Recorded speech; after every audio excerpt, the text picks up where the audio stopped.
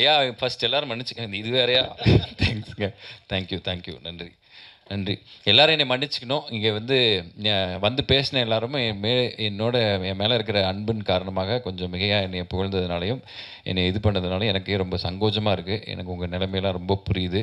தயவு செஞ்சு அதை பெருசாக தப்பாக எடுத்துக்கூடாது. சாரி. ஓகே, சரிங்க. ஆம், ம், என் அம்மா அப்பாவுக்கு நன்றி இந்த இடம் வந்ததுக்கு. அண்ட் பாக்யராஜ் சாருக்கும் நெல்சன் திலீப் குமார் சாருக்கும் அவர்னால தான் எனக்கு இந்த ஒரு நாலேஜ் கிடச்சிருக்குன்னு நம்புகிறேன் அவங்களால. ஸோ அவங்களுக்கு நன்றி. அண்ட் வந்து இந்த வாய்ப்பு கிடைக்கிறதுக்கு முக்கியமான காரணம் என்னென்னா, இந்த பிக் பாஸ்ன்ற ஒரு ஷோ தான் நினைக்கிறேன். அந்த ஷோவில் வின் பண்ணது தான் நினைக்கிறேன். ஸோ அதுக்கு வாய்ப்பு கொடுத்த பெரிய மனிதர்களுக்கும் அதில் எனக்கு ஓட்டு போட்டு ஜெயிக்க வச்ச அந்த மக்களுக்கு தான் இது சேருமே தவிர, நான் நல்லா நடிப்பேன் அது இது யாருக்குமே தெரியாது. ஸோ இது வந்ததுக்கு சோல் ரீசன் வந்து பிக் பாஸ்ன்ற ஷோ. அதுக்கு என்னை ஜெயிக்க வச்ச அந்த மக்கள் தான். ஸோ அவங்களுக்கு வந்து என் லைஃப் உயிர் இருக்கிற வரைக்கும் நான் வந்து உண்மையாக இருக்கணும்னு நினைக்கிறேன். இன்னொரு விஷயம், படத்தில் நல்லா நடிக்கணும். இந்த மாதிரி மேடையில் ப்ரெஸ் மீட்லலாம் நடிக்கக்கூடாது அப்படின்றத நான் இங்கே வந்து நான் உங்ககிட்ட ஒரு உறுதிமொழி மாதிரி சொல்லிக்கிறேன். தேங்க்யூ. ஸோ இந்த படம் எல்லாரும் வந்து ஒரு விஷயம் சொன்னாங்க. நான் என்ன சொல்லணும்னு ஆசைப்பட்றேன்னா, முதல்ல வந்து இந்த படத்தோட டெக்னீஷியன்ஸ், நான் வந்து படத்தில் எப்போவுமே பின்னாடி நின்று வேலை பார்த்துருக்கேன். ஸோ ஒரு வாட்டியும் படத்தில் நின்று வேலை பார்க்கும்போது அந்த படத்தை பற்றி எல்லாருமே பேசும்போது நம்மளை பற்றி யாரும் சொல்ல மாட்டாங்களா அப்படின்னு நிறையா யோசிச்சிருக்கேன். பட் இன்றைக்கி வந்து யோசிச்சதை தாண்டி ரொம்ப ஓவராக இருக்குது. இப்போ பார்த்தா இன்டர்நெட்டில் நைட்டு ஃபுல்லாக போட்டு செஞ்சுருவாங்க போட்டிருக்கு, அந்த மாதிரி இருக்குது. ஸோ அதனால் இந்த படம் இங்கே வந்து மவுண்ட் ஆகிருக்கிறதுக்கு முக்கியமான காரணம் வந்து நான் நினைக்கிறது வந்து டைரக்ஷன் டீம், அந்த அசிஸ்டன்ட் டைரக்டர் பசங்க எங்கே இருக்கீங்களா வாங்க. அப்படியா? சரிங்க. அவர் சதீஷ் அதெல்லாம் நீங்கள் சொல்லிடுங்க. ஸோ நானும் ஒரு அசிஸ்டன்ட் டைரக்டர்னால I wanted to give them the honour. Thank you. எல்லாருமே ரொம்ப சிறப்பாக வேலை செஞ்சுருந்தீங்க. அண்ட் வந்து சினிமாட்டோகிராஃபர் பாபு சார், தேங்க்யூ, ரொம்ப நன்றி. நம்மளோட படத்துக்காக இவ்வளவு தயாராகுது அப்படின்னா ஆர்ட் டைரக்டர் அவர்களுக்கும் என்னுடைய மனமார்ந்த நன்றி. நம்ம படத்துக்கு ஒரு செட்டு ஆகுது, நம்ம படத்துக்கு வந்து சினிமாட்டோகிராஃபி இவ்வளோ நல்லா நடக்குது அப்படின்னு சொல்லும்போது எனக்கு இது என்ன நடக்குதுன்னே புரியல. அந்த மாதிரி இது நம்ம படம் தானா, ஏன் இப்படி பண்ணுறாங்க, அந்த மாதிரி இருந்தது. ஸோ அதுக்கு ரொம்ப நன்றி sir. Thank you so much. And Nivas bro, முதல்ல இந்த படம் வந்து இப்படி ஒரு படம் இருக்குதுன்னு சொல்லும்போது நான் வந்து ஃபஸ்ட்டு ஜியோ ஹாட் ஸ்டாரில் வந்து நானே எழுதி இயக்கி நடித்து அப்படி ஒரு படத்துக்கு சைன் பண்ணியிருந்தேன். ஸோ அந்த படத்தை பண்ணிகிட்டு இருக்கும்போது தான் இந்த ஆஃபர் வந்தது. ஸோ அது கொஞ்சம் லேட் ஆனதுனால இதை பண்ணேன். ஸோ அப்போ வந்து இந்த படத்தை பண்ணுறதுக்கு எனக்கு ஜியோ ஹாட் ஸ்டாரை வந்து அனுமதிச்சதுக்கு அவங்களுக்கு ரொம்ப நன்றி கடன் பட்டிருக்கேன். Thank you so much. அண்ட் எந்தவித அக்ரிமெண்ட் சைன் பண்ணியிருந்தாலும் கூட என்னை நீங்கள் இதுக்கு அலோவ் பண்ணியிருக்கீங்க. தேங்க்யூ. அண்ட் அந்த படம் அது ஃபஸ்ட்டு பேசும்போது நம்மளுக்கு யார் கரெக்டாக தெரிஞ்சவங்களா இல்லையா எப்படின்னு தெரியாதுல்ல. ஸோ அந்த மாதிரி பயந்துக்கிட்டே இருக்கும்போது எனக்கு ஃபஸ்ட்டு ஹோப்பே வந்து நிவாஸ் ப்ரோ தான். நிவாஸ் ப்ரோ வந்து he's such a wonderful music director. And அவர் டிசர்வ் பண்ணுற பிளேஸ் இன்னும் கிடைக்கலன்னு நினைக்கிறேன். நேற்று படம் பார்த்துட்டு இது வரைக்கும் நிவாஸ் ப்ரோ பண்ண எல்லா படத்தோட பாட்டை பற்றி உங்கள் எல்லாருக்குமே தெரியும். ஆர்ஆர் வந்து one of the best work நேற்று பண்ணதில் அவர் பண்ணது. அந்த படத்தை வந்து கிளைமேக்ஸ் பக்கம்லாம் வந்து அவர் வந்து அவரோட வாய்ஸில் கத்தி தொண்டை தண்ணி கிளியை கத்தி ஒன்று பண்ணியிருக்காரு. எனக்கு கையெல்லாம் வந்து ஐ மீன் என்ன சொல்கிறது, எனக்கு ரொம்ப சந்தோஷமாக இருந்தது. Thank you so much Nivas bro. And அப்புறம் டைரக்டர் சார், இவர் வந்து ராகவ் மிர்டாத் அப்படின்ற பேர் என்ன அப்படின்னு சொன்னால், மிர்டாத்ன்றது ஒரு ஃபிலாசபருடைய பேர். ஸோ அது ஒரு ஃபிலாசபருடைய பேரை தன்னுடைய பேரோட சேர்த்து அப்பா பேர் போட வேண்டிய இடத்துல பேர் அவங்க சேர்த்து வைக்கணும் அப்படின்னா அவர் வந்து எவ்வளோக்கு எவ்வளோ வந்து ஒரு லைஃப்பில் டீப்பான அர்த்தங்களை சொல்லணும்னு நினைக்கிறாரு அப்படின்ற ஒரு நல்ல தாட்டு உள்ள ஒருத்தர். ஸோ அவர் வந்து ஒரு ஜென்சிக்கு வந்து ரொம்ப ஒரு டீப்பான ஒரு விஷயத்த எப்படி வந்து லேயர் பண்ணி கொடுக்கணுன்றது தெரிஞ்ச ஒரு டைரக்டர். இன்னொன்று எல்லாரும் இன்றைக்கி சொன்ன எல்லா பாராட்டும் எல்லாம் நடித்து கிடிச்சு எல்லாரும் சொல்கிறாங்கல்ல, அது எந்தில்லை. தயவு செஞ்சு நான் எடுத்துக்கவே மாட்டேன், சாரி. அது எல்லாமே டைரக்டரோடது. அவர் சொன்னதை நடித்ததுனால மட்டும்தான் எனக்கு இது கிடச்சிருக்கு. Thank you so much. எனக்கு ஒரு கிரவுண்டு கொடுத்துருக்கீங்க. இது ஒரு ஃபஸ்ட்டு படம், இவ்வளோ பேர் பாராட்டக்கூடிய ஒரு இடத்துல என்னை வச்சுருக்கீங்க. ரொம்ப ரொம்ப நன்றி. உங்களுக்கு நான் ரொம்ப நன்றி கடன் பட்டிருக்கேன். லைஃப்பில் மறக்க மாட்டேன். அண்ட் இந்த படத்தில் வந்து எல்லாருமே டேரக்டர்ஸ். இவர் ஃபஸ்ட்டு டைரக்டர் அப்படின்னா, செகண்ட் டைரக்டர் வந்து நம்மளுடைய எடிட்டர் ஜான் ஆபிரகாம் சார். எங்கே இருக்கீங்க? ஆமாம் சார். அவர் வந்து he himself a director. So அவர் வந்து ஒரு ஸ்டோரி எழுதி பண்ணால் கூட அவர் வந்து அதை டேபிளில் வேறு மாதிரி மாற்றினார். Thank you sir. நீங்களும் எனக்கு ஒரு பெரிய உறுதுணையாக இருந்திருக்கீங்க இந்த படத்தில். உங்களோட ஒர்க் வந்து எனக்கு ரொம்ப சந்தோஷம். Thank you so much. அண்ட் மூணாவது டைரக்டர் யாருன்னு பார்த்தீங்கன்னா, நம்ம ப்ரொடியூசர். இப்போ வந்து அசிஸ்டன்ட் டைரக்டர்ஸ் யாருமே ஒரு ப்ரொடியூசர்கிட்ட கதை சொல்லி ஓகே பண்ணுறதே ரொம்ப கஷ்டமாக இருக்குது. இது ப்ரொடியூசரோட கதைன்றதுனால ஈஸியாக ஓகே ஆயிடுச்சு. இன்னொன்று, எல்லாருமே ப்ரொடியூசர் சுரேஷ்ன்றாங்க. பேருமே சுரேஷ்ன்னு இருக்கு. அவர் யார், ஃபோட்டோ கிட்ட பார்க்கணும்னு நீங்கள் ஆசைப்பட்டீங்கன்னா, அமெரிக்காவில் இருக்கார். WWFலாம் பார்த்தீங்கன்னா ரோமன் ரெயின்ஸ்னு ஒரு ஆள் இருப்பார். அவர் மாதிரியே இருக்கக்கூடிய ரோமன் ரெயின்ஸ் அண்டர்டேக்கரும் சேர்ந்தா எப்படி இருப்பாரோ அந்த மாதிரியான ஒரு இது. He's a nice gentleman, wonderful gentleman. படம் இன்னும் ஒரு வாரத்தில் இங்கே ரிலீஸ் ஆக போகுது. ஆனால் அவர் அமெரிக்காவில் இருக்கக்கூடிய ஃப்ரெண்ட்ஸுக்கெலாம் ஃப்ரீயாக போட்டு காட்டி விளாண்டுக்கிட்டு இருக்காரு.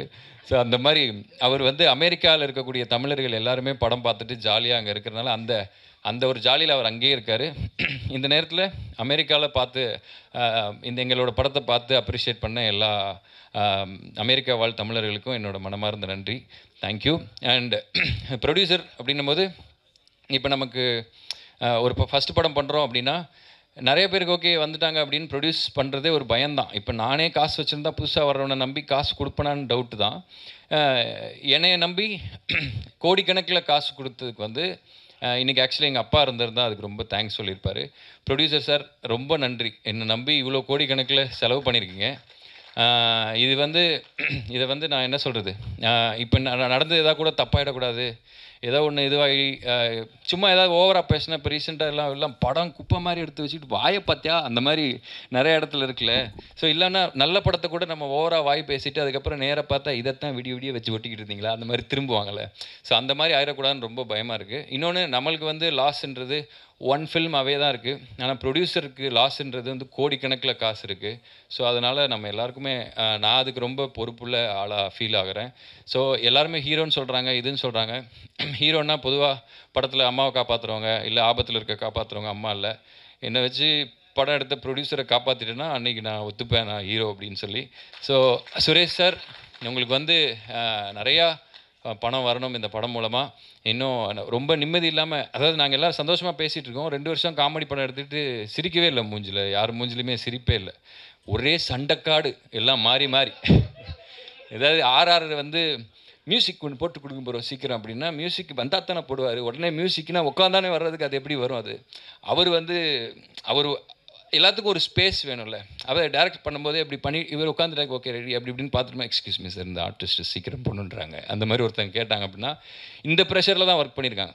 இங்கே வந்து சந்தோஷமாக சொல்கிறாங்களே தவிர எல்லார் மனசுலேயும் அவ்வளோ பெயின் இருக்குது. இதெல்லாம் இந்த படம் சரி பண்ணிடணும். நீங்கள் எல்லாம் இந்த படம் முடிஞ்சதுக்கப்புறம் எல்லாருமே வந்து ஒரு நல்ல நிலைமைக்கு போயிடணும். இதுக்கப்புறம் கஷ்டப்பட முடியாது, காண்டாக இருக்குது. இதே ஏரியாவில் சும்மா வாய்ப்பு தேடி சுற்றிட்டு இருந்த நமக்கு வந்து இப்படி ஒரு இது நடந்திருக்கு. எனக்கு தெரியுது, இது இங்கே பேசும்போதோ இன்டர்நெட்டில் தனியாக யூடியூப்பில் பார்க்கும்போதோ ஓவராக படுறாடே அப்படின்னு அந்த மாதிரி இருக்கும். ஆனால் எல்லோரும் வந்து மாறி மாறி எங்கள் படத்தை நாங்கள் எப்படியாச்சும் கொண்டு வந்து உங்ககிட்ட சேர்க்கணுன்றதுனால எக்ஸைட்மெண்ட்டில் ஏதோ சொல்லிகிட்ருக்கோம். ஆனால் வந்து நீங்கள் நம்பி வந்து படம் பார்க்கலாம். அந்த படத்தை பற்றி சொல்லணும் அப்படின்னா, இன்றைக்கி நீங்களும் பாவம் எத்தனை படத்தை தான் நீங்கள் பார்ப்பீங்கன்னு எனக்கு தெரில. தேட்டர் பார்த்திங்கன்னா வெள்ளிக்கிழமை வந்து படத்தாக கூட தலையில் கொட்டுறாங்க. இன்னொன்று, ஓடிடியில் பார்த்தீங்கன்னா என்ன படம் பார்க்கலான்னு டைம் ஸ்பெண்ட் பண்ணாலே ஸ்க்ரோலிங்லேயே 2.5 மணி நேரம் போயிடுது. இன்னொன்று, ஃபோனு ஸ்க்ரீன் டைம்லேயே தான் இருக்கீங்க எல்லோரும். இப்போ பாருங்கள், எல்லாம் கேமரா வச்சுட்டு ஃபோன் பார்த்துட்ருக்கீங்க. ஸோ இந்த அளவுக்கு ஸ்க்ரீன் டைம்லேயே நம்ம இருக்குது அப்படின்றதுனால எங்கள் படத்தை பார்க்குறதுக்கு ஒரு நல்ல ரீசன் என்ன அப்படின்னா, உங்கள் கண்ணை கெடுக்காத ஒரு அழகான கூல் டெம்பரேச்சரில் படம் கொடுத்துருக்காரு எங்கள் சினிமாட்டோகிராஃபர். அண்ட் வந்து தேவையில்லாத விஷயங்கள்லாம் சொல்லாமல், உங்களை போட்டு தொந்தரவு பண்ணாமல், ஒரு அழகான எடிட்டிங்கில் சீக்கிரமாக உங்கள் டைமை மதித்து ஒரு படம் சீக்கிரமாக முடிகிற மாதிரியான ஒரு படம் கொடுத்துருக்காரு எங்கள் எடிட்டர். அண்ட் வந்து ரொம்ப இன்றைக்கி இருக்கக்கூடிய உங்களுடைய பசங்க, நான்லாம் வந்து எங்கள் அம்மா சொல்லி திருந்தலை, நான் சினிமா பார்த்து திருந்தின பையன்.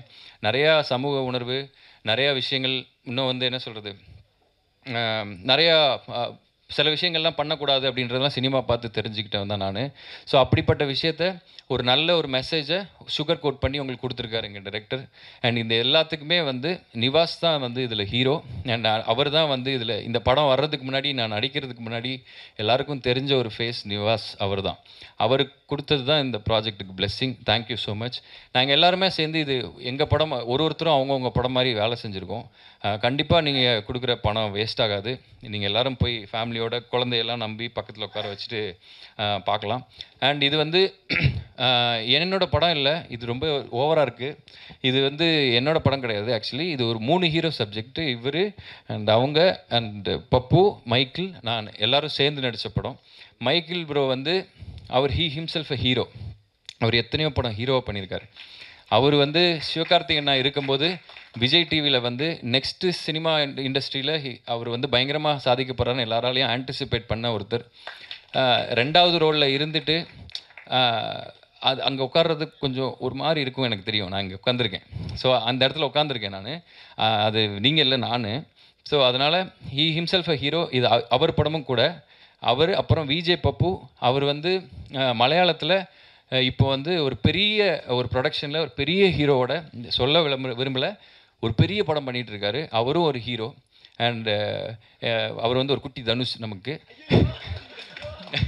ஸோ அந்த நான் இந்த 3 பேருடைய படம் தான் இது. அண்ட் எங்கள் படத்தில் வந்து ஒரு குட்டி நயன்தாரா, ஒரு குட்டி அதித்தி ராய் ஹைதாரி இருக்கிறாங்க. இவங்க 2 பேருமே அவங்கள ஒரு மாதிரி ஷிஃப்ட் ஆல்ட்டு பிடிச்சி மினிமைஸ் பண்ண எப்படி இருப்பாங்களோ அந்த மாதிரி இருக்காங்க.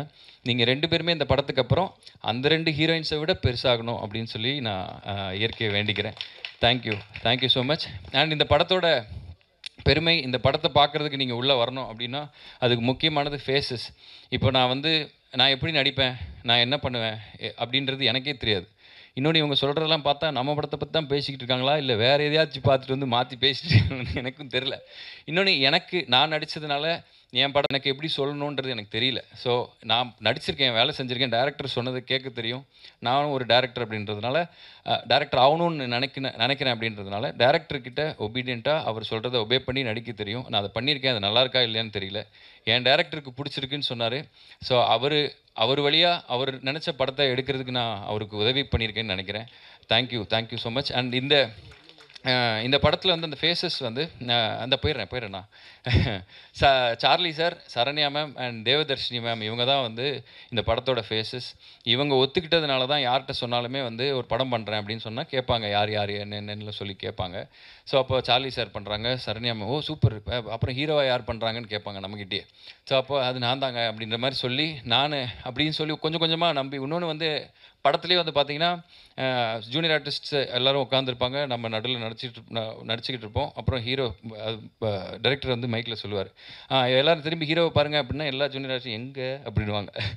அந்த மாதிரி நிறைய குட்டி குட்டி விஷயங்கள்லாம், அது காமெடியாக பண்ண விஷயங்கள்லாம், பட் ஸ்டில் சில விஷயம்லாம் ஹார்டாக ஹிட் ஆகும்ல.